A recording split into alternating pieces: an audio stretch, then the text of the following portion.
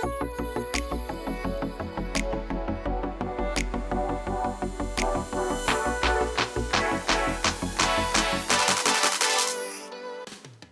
everyone. Welcome to the Future Construct podcast. I am your host, Amy Peck. We have a fantastic guest today. We have John Rigg, who is the technology strategist at Kiewit Innovation Group. Welcome, John. Thank you very much. We had a hard time saying that today this morning for some reason, but I looked at a lot at your history and your career, and you've had a pretty amazing journey. And so I'd love to just start with, how did you get started in this industry? Was this always a passion? Was it family? Like, what drove you towards tech and the AEC industry? Yeah, it's a little bit of both tech and AEC. So. Technology, I was always interested in technology as a kid. I used to take part the phones, and fortunately my family worked for the phone company, so we got free phones, and sometimes I actually was able to put them back together, and so that was a good thing that I got free phones. And then I went to engineering school for electronic engineering, always interested on how things work and how things were working together with other things. And then I went into IT and worked for a company called Level 3 Communications, which was a great journey. It was a Kiewit company, which Kiewit is a construction company, but they spin off a lot of other companies. So they took $14 billion that Kiewit had in reserve, spun that off, and created a giant telecom company. And it was really interesting to be in on that in the startup and to create something new. And then I moved back to Omaha. I was in Denver, and came back to Kiewit itself and worked in the construction side of the company. Knew the culture very well from working at Level 3.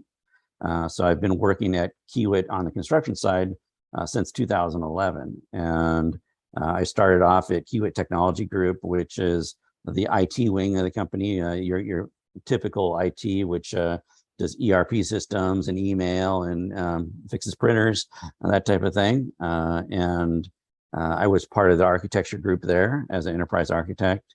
And one of the first things we got access to was the Microsoft HoloLens. And that really kind of spurred the innovation group that we're part of today. Is that was really one of the first things that we've done with innovation and construction. We put together a SWAT team to understand augmented reality and how it could be used. And it was a really successful team that we put together. And then out of that has grown our innovation group at Kiewit here today. And we help our districts perform better, with operations and safety. And we listen to what they have as problems, and we help them solve that with technology or processes. And we also bring technology to them, because a lot of times you don't know what the art of possible is until you see it. So something like augmented reality, until you put it on your head, you have absolutely no concept of how you can use it.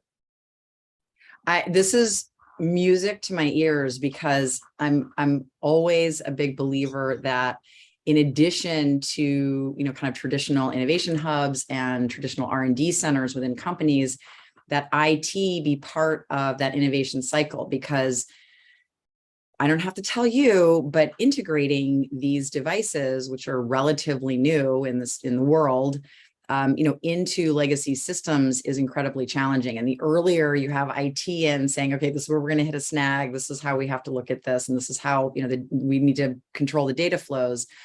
So it's also a little bit unusual to have IT so heavily involved in that frontline innovation. So was that your, impetus and saying, hey, we need to look at this, or was that already happening at the company? It was kind of a group effort in technology group. As I said, we started with the HoloLens as a technology piece, and we grew that. And I think because IT is used to doing the due diligence, doing project management, doing ROI, and we're used to working in really high technical technologies. It really is a good fit for us, and we work really hard at sitting with the business and understanding what they're doing, what their problems are. I'm an IT guy I grew up doing IT.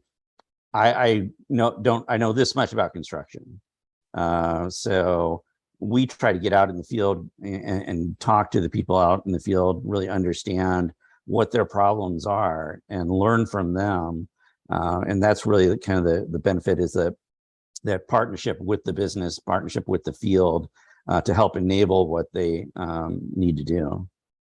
No, and I think that's actually a very good point. And the fact that you're not a construction person, in a lot of ways, I think it then gives you the freedom to look at some of the challenges of the business units from a completely different angle. Like, they're going to be looking at it head on, and because they know all the ins and outs, but in some ways it's hard for them to step back and go, all right, actually we could come at it from this angle. So I think actually it sounds like it's a successful setup.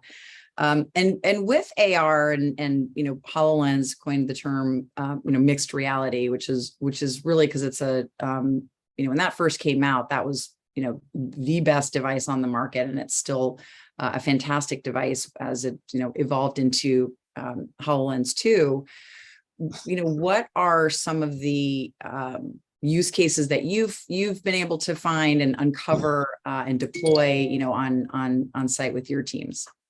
Yeah, HoloLens is in AR is a really interesting technology, something that's really foreign to just about everybody. It's not something that's your typical Windows or Mac or whatever device. It's something pretty brand new to your experience. And so when we first got it, we looked at the low-hanging fruit, things that were easy to do.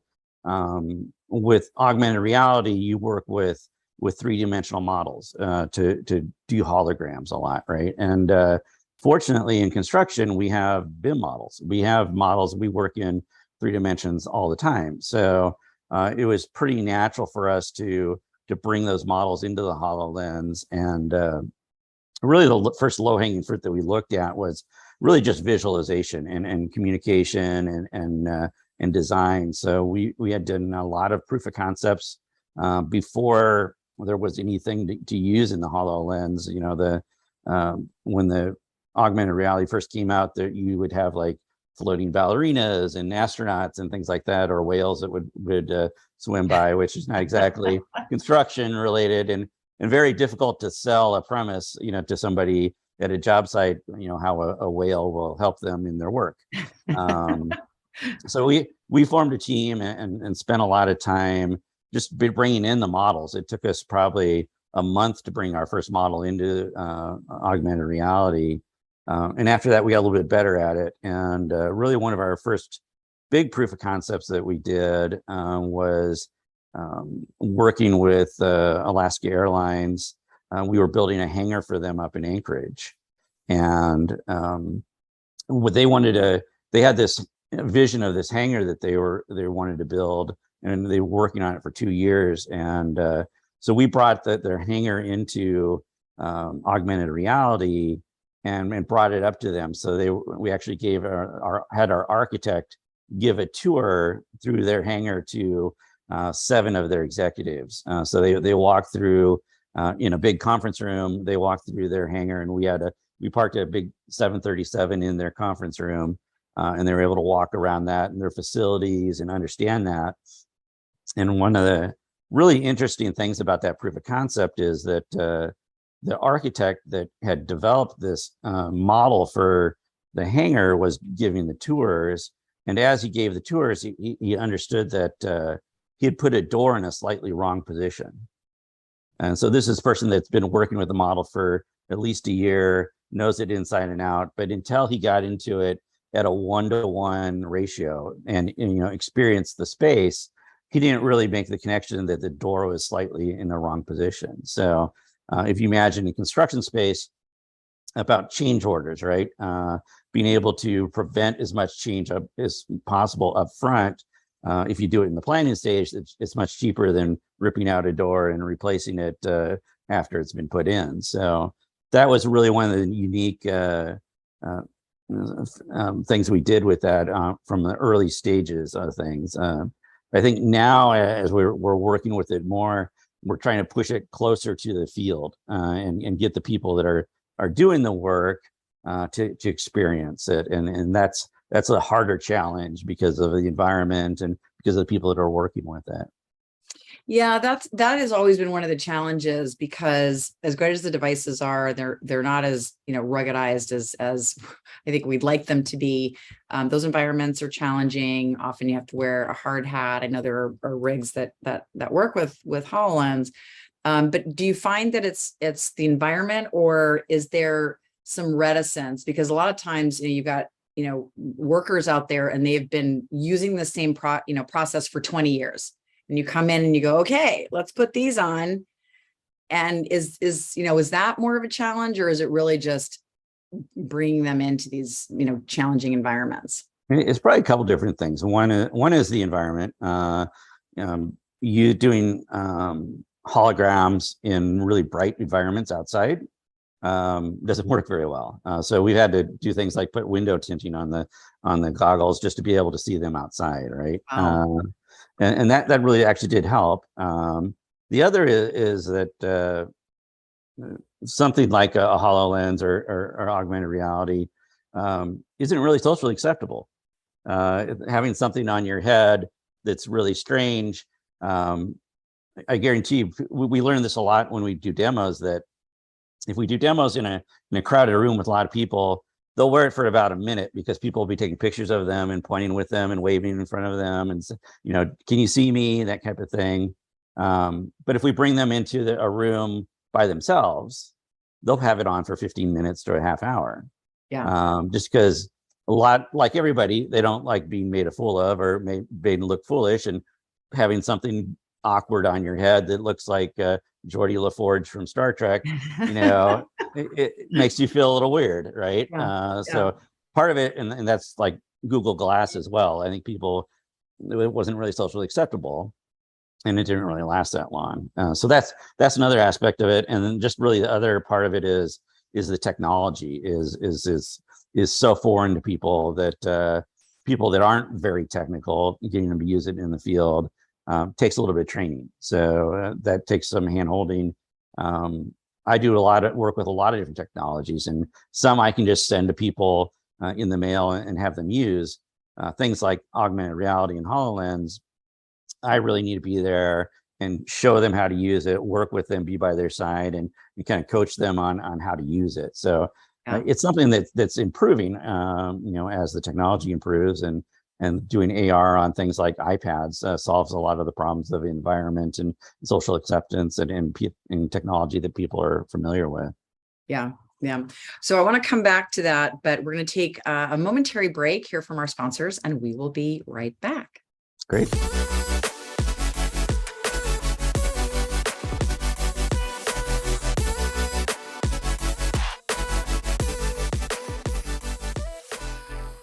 Hi, everyone. Welcome back. We are with John Rigg, and we are talking about all things augmented reality and technology and construction. So, we were just talking about a little bit of the reticence to kind of put these devices on in the field, but you did mention that the technology is improving all the time, and we know that Meta and Apple are coming out with their devices. They have all the money in the world to do a device like a HoloLens, or Magic Leap has just released a new device that's more in the mixed reality vein. And they chose to, at least for consumers, do pass-through video instead of true AR. So, first we can, if you can share with the audience sort of the difference, and then, right, what you think those devices, what impact there will be just on the industry. Yeah, I think it's really interesting, and something that I was hoping they'd go that direction, actually. So if you look at things like augmented reality with the HoloLens and Magic Leap and DAQRI, and what they do is they have incredible technology that allows you to see your environment, and they project things on a lens in front of your face. So you can see your normal environment, and it's an extremely hard technological task to do that, versus virtual reality, where If anybody's ever used that, it's like putting a bag over your head and projecting something on the inside of a bag. So you see what's being projected, and the concept of pass through. So the Meta and the Quest goggles have forward facing cameras to help show where you're at in the environment. As you're moving around the virtual environment, it helps you move around. And one of the things they've done is be able to use that pass through camera and display it on the inside of the goggle. So if you have kids and you've ever gone to an event where parents are recording their kids on an iPad and watching the iPad instead of the event, it's a similar type of thing. It's a pass through, right? You're watching an image of what the camera is seeing, and that's a really interesting technology for a couple different reasons. One is the price difference, and the technology to do virtual reality is a lot less complex than it is to do augmented reality. So a Meta goggle is around $300. An AR HoloLens or a Magic Leap is in the thousands of dollars, right? So the price difference there makes it a much easier way to get it into an environment, get it into an enterprise.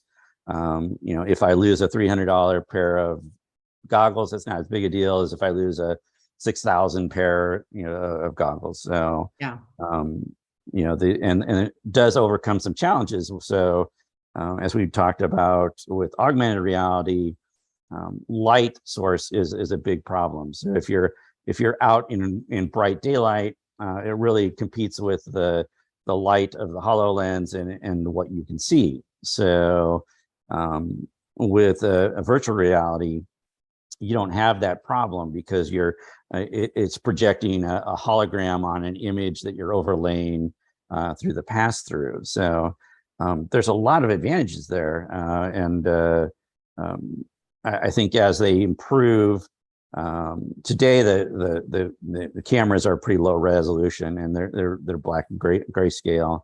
But you think about what you can do with that in the future. You can use really high resolution HD cameras.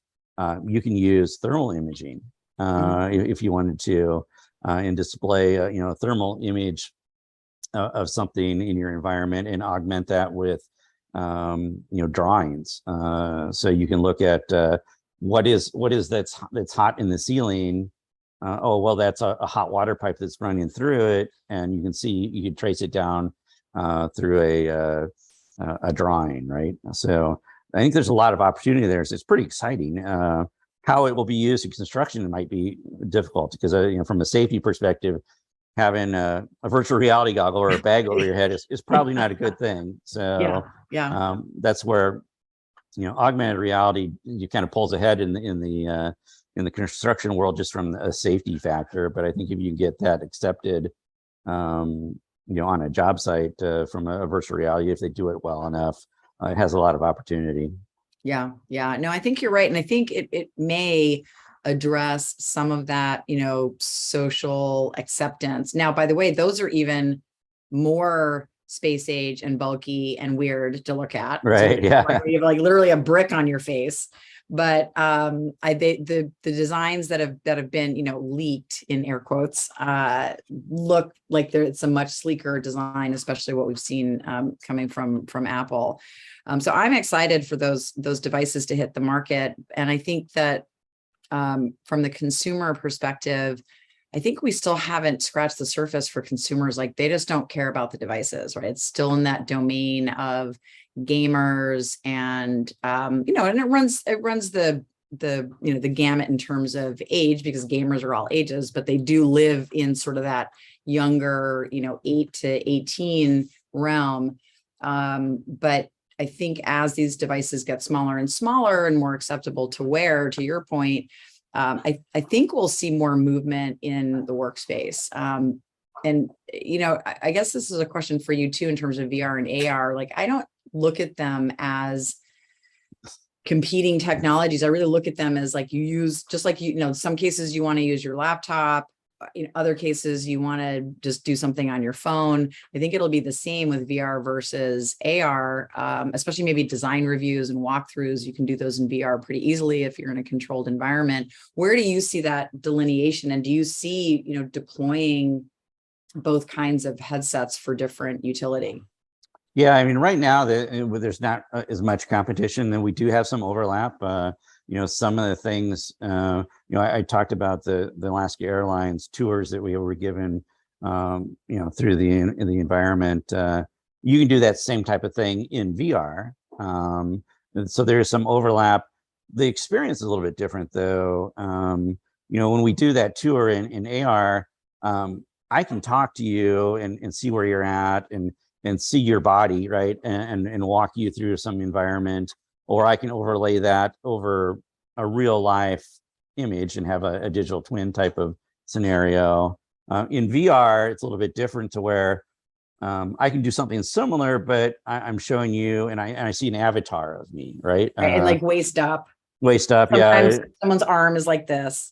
Right, yeah, and so it's a little bit different, experience. So I think in a really good collaborative experience where you want to work with somebody in the same room, AR is a really good way to do that, as well as if you want to use AR to really understand the environment. So if you're overlaying a model, for example, we did a proof of concept where we were building power plants, and we did a model of all the underground utilities, and so we were able to basically overlay that in the environment and have an X-ray view of what is in the environment, so that we're not digging up our own utilities.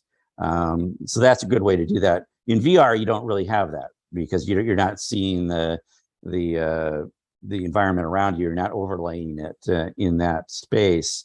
But I think as like the Meta, and I think you'll see more of a merge, just a mixed reality. I think it's going to be devices that can provide AR or VR in the same modes.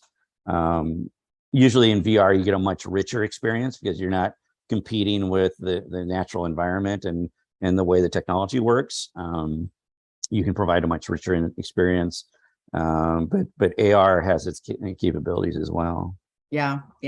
Well, I have to say, you are incredibly thoughtful in this space, and I think I'm very, very aligned with your vision and how you innovate. So kudos to you and your team for steaming in, because it's been a challenge in the AEC industry. I mean, just in general, the reticence to bring in new technology, but let alone really cutting edge technology.